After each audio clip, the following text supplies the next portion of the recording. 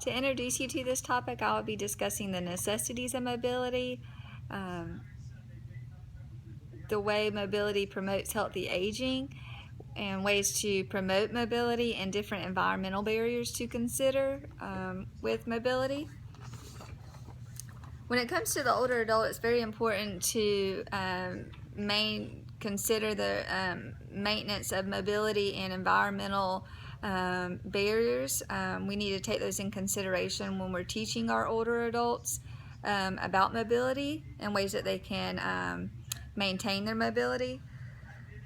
Out-of-home mobility is necessary for things such as, grocery shopping and driving and accessing facilities within the community and maintaining a home. So in the older adult, this is important to consider so they can maintain these things, these functions that they, usually do or would like to do.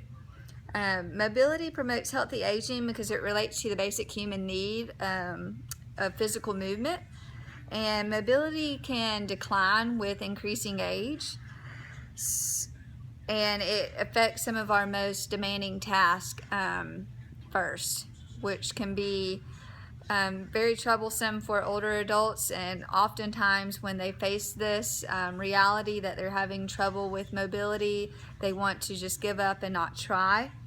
And so this will make for a quicker decline in their mobility.